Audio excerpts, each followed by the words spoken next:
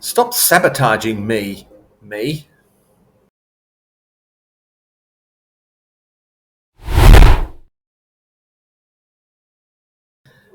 I have the kind of personality that is very, very skilled at sabotaging me. And me sometimes gets very annoyed. There are very few things that I do well. See that's the voice there. But even with those things that maybe, just possibly, it might be possible to say, when measured by some external objective standard, that I do, in fact, do well. Well, even these are quickly reduced to rubble by this sadistic personality streak. I don't know where this homicidal, or perhaps suicidal, internal voice originated. But I know that I've never been able to silence it for long, and it's been with me for as long as I can remember. Perhaps it has something to do with the Anglo Saxon environment in which I was raised and which has little tolerance for boasting. There were always plenty of external voices that put me firmly back in my place, somewhere in that, ineradicable class system. Those external voices easily became internalized, which I suspect is actually the plan.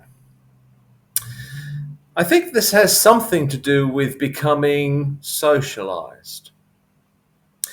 Alternatively, perhaps it has something to do with my own specific upbringing, which probably sneaks into my fictional writing here and there from time to time as well. But wherever this malicious voice comes from, it's never far behind any apparent success that I may have. Those of you who just have external voices putting you down, count your blessings. Look, if I'd painted the Mona Lisa, this inner voice would be telling me, it's a bit small, don't you think?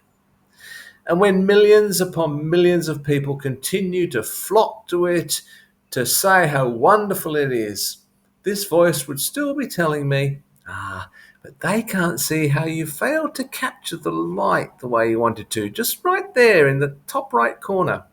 What would they know? If I were Michelangelo, who just finished painting the Sistine Chapel, the ceiling of the Sistine Chapel, this voice would be saying, you missed a spot there. And the David, well, it'd be saying to me, the head's too big, don't you think? So no matter how much other people might praise my success, and just by the way, my voice wants to make it absolutely clear to you that I did not paint the Mona Lisa or the Sistine Chapel, nor did I sculpt the David, nor ever could I, or do anything even remotely as good as that. Yeah.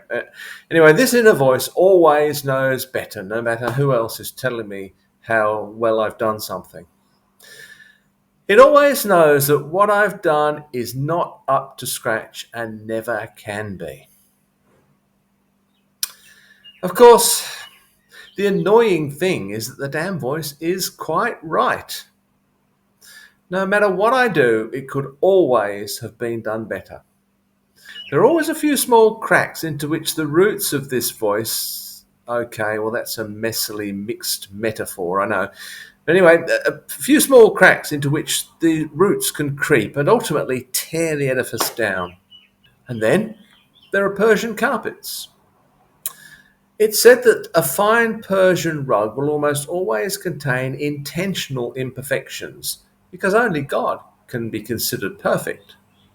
This represents, of course, the most appalling arrogance. The assumption that something a human being makes will only be imperfect if the imperfections are intentional. Well, I'm not going to use that argument to defend the flaws in my achievements. My mistakes are not intentional, I can assure you. Anyway, my inner voice would never let me get away with that.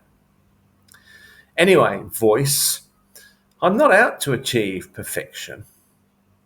Perhaps, though, you could just let me enjoy, just for a few moments, the sense that I have actually achieved something worth achieving before jumping in with a catalogue of all its flaws.